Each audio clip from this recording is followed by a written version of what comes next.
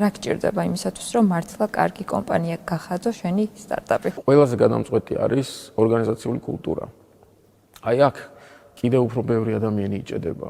ბევრი ფიქრობს, რომ ორგანიზაციული კულტურა რად უნდა რაღაც 4 კაციან სტარტაპს.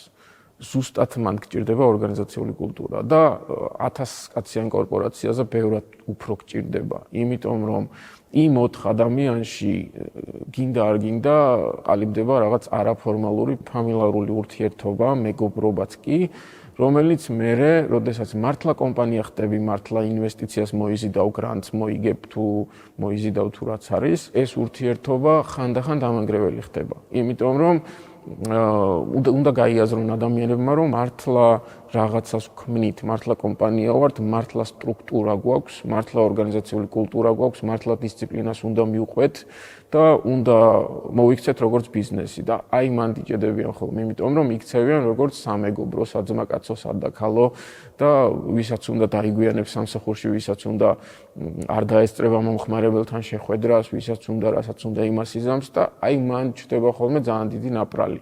თვითონ გუნდში და ურთიერთობებში. ასეთი რაღაც გამომიცდია მე არაერთხელ ტრადიციულ ბიზნესშიც, იმიტომ რომ ანუ ბიზნესის გარეთ ურთიერთობაში კარგი ურთიერთობა გაქვთ, მაგრამ საქმიანი ურთიერთობა ხედავ რომ არ გამოდის.